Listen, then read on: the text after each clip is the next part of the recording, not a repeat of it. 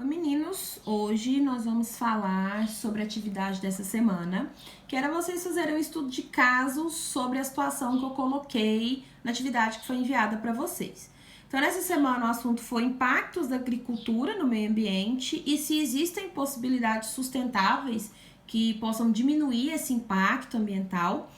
E aí vocês tinham que fazer um estudo de caso. Então vocês tinham que analisar o que eu coloquei para vocês e com base com o que vocês aprenderam nas aulas, pesquisas, vocês podem fazer também, identificar quais são as situações de risco, né, situações que podem impactar no ambiente e se existem alternativas que podem diminuir o impacto dessas atividades no meio ambiente também. Então é bem simples. Eu coloquei na forma de tópicos aqui. Não é desse jeito que o estudo de caso é feito. Você tem que fazer um relatório, né? Você tem que fazer um texto relatando que vocês identificaram as suas possíveis soluções. Mas eu coloquei na forma de tópicos para ficar mais fácil. O que vocês têm que se atentar nesse estudo de caso e aí vocês desenvolvem sozinhos de vocês. Primeiro, o plantio exclusivo da cana-de-açúcar. Então, o proprietário, ele relata que ele só planta cana-de-açúcar. Então, você plantar só um tipo de coisa durante muitos anos exige uma adubação do solo frequente, já que você não tem alternativas sustentáveis, como rotação de culturas, por exemplo. Então, uma alternativa excelente seria justamente a rotação de culturas. Ele plantar cana, aí no próximo período, depois da colheita, ele plantar feijão, por exemplo, que é uma leguminosa que faz associação com micro-organismos e faz uma adubação natural do solo. Por que geralmente isso não é adotado? Porque demora, porque você fica uma colheita sem vender a cana-de-açúcar, que vai ter um valor superior que do feijão. Então, visando o lucro, não é muito vantajoso, mas quando você pensa em questões ambientais, tem muitas vantagens. Segundo ponto de atenção, retirada da vegetação original. Então, a gente sabe que para plantar, você tem que retirar a cobertura original de vegetação.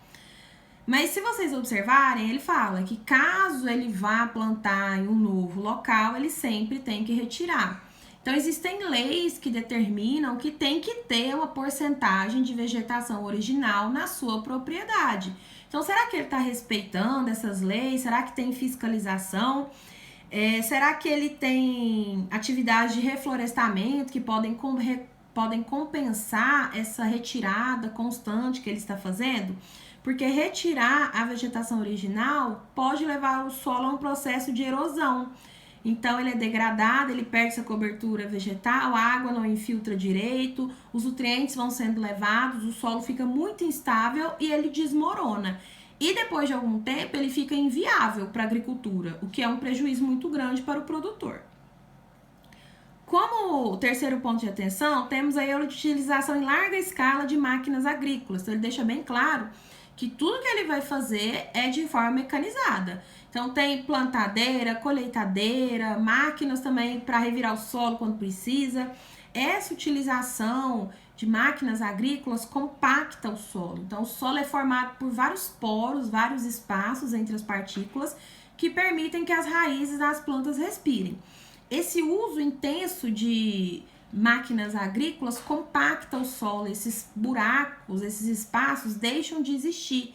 E aí, com o passar do tempo, as raízes das plantas não respiram e a parte aérea dela, que é a que a gente vê, ela não se desenvolve. E aí ele tem perda de produtividade muito grande. Então, será que não seria o caso aí dele repensar um pouco essa mecanização, né?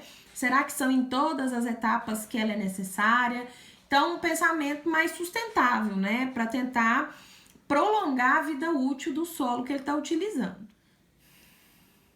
Como quarto ponto de atenção, temos aqui a adubação com fertilizantes químicos. Os fertilizantes químicos, eles contaminam o solo, eles podem contaminar com algumas substâncias, com metais pesados, contaminam a água também. Então, quando a gente fala de impacto da agricultura, os fertilizantes têm um papel fundamental. Eles resolvem o seu problema temporariamente, mas a longo prazo eles contaminam aquela região. O solo fica tão degradado por conta dessa contaminação que ele se torna improdutivo. E contamina também mananciais de água doce, contamina lençóis freáticos, contamina os seres vivos, inclusive os seres humanos que moram por ali. Então, existem alternativas, como adubação orgânica, adubação verde, adubação mineral, a própria rotação de culturas, que faz essa adubação naturalmente. Então, existem outras formas. Por que elas não são tão utilizadas? Porque elas demoram mais. E pensando em produtividade, né, tempo é dinheiro. Como quinto ponto de atenção, temos aqui a aplicação de agrotóxicos. Então, ele deixa bem claro que quando há necessidade, ele aplica. E aí ele fala, sempre há necessidade. Porque as lavouras enfrentam as pragas, que são insetos que comem aquelas plantas, não deixam elas se desenvolver e inviabilizam toda a produção. Então, os agrotóxicos, eles matam essas pragas, mas, em consequência, utilização em larga escala, eles contaminam o solo, a água, os seres vivos, inclusive os seres humanos. E essas pragas, naturalmente, elas vão criando resistência a esses agrotóxicos, porque eles matam a maioria dessas pragas. Então, se você tem um tipo de inseto que está diminuindo a sua produtividade, você aplica o agrotóxico. Não são todos aqueles insetos que vão morrer, porque naturalmente alguns têm resistência. Eles sobram e se reproduzem. E aí os descendentes deles têm essa característica de serem resistentes também. Após algumas gerações, pode acontecer muito rápido, você tem uma praga que é resistente ao agrotóxico que você costumava aplicar. Então, você tem que colocar um agrotóxico mais forte da próxima vez. E isso vai acontecendo. E o solo vai sendo contaminado, as plantas que você produz, os animais que vivem ali perto, a água. E isso tem consequências graves para o meio ambiente e para os seres vivos. O que pode ser feito? Defensivos naturais.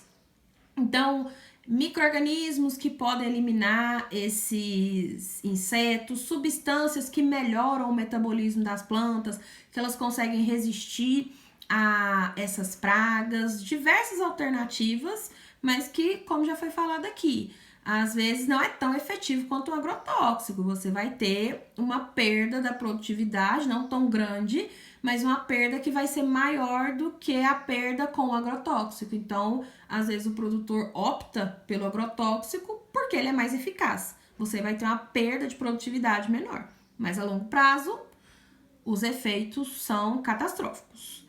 E como último ponto, a queima da palha. Isso acontece muito. Quem é aqui da região, quem é de Santa Helena, né? Já viajou entre essas duas cidades, já viu que tem épocas do ano que tem muitas queimadas. Essas queimadas acontecem nas plantações de cana, que são comuns aqui na região, porque quando chega na hora de colher essas plantas ou plantar de novo, tem muita palha sobrando.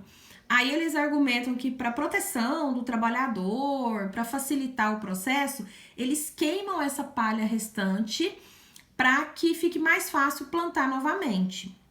Essa queima, ela é extremamente prejudicial para o meio ambiente, ela libera muitos gases poluentes, gases de efeito estufa, que a gente já falou aqui em aulas anteriores, contribuem para o aquecimento global, mudanças climáticas e também pioram muito a qualidade do ar na região. Então, tem épocas do ano que a gente consegue sentir esses efeitos. A respiração fica mais difícil, temos problemas respiratórios, a gente consegue ver aquele resto de fuligem no ar. É uma prática muito comum aqui na nossa região e ela é muito ruim. Qual que é a alternativa? Eliminar essas queimadas, deixar de queimar e fazer a retirada manual ou mecânica dessa palha. Demora mais tempo? Demora. Óbvio, queimar é muito mais rápido. Mas você tem um impacto muito menor para o meio ambiente. Então, vocês façam um relatório aí de vocês, levem em consideração esses tópicos que eu falei aqui e façam uma boa argumentação, treinem aí, né, a escrita, debater um assunto, procurar informações, é importante para a nossa disciplina e para todas as outras também. Então, por hoje é só. Tchau!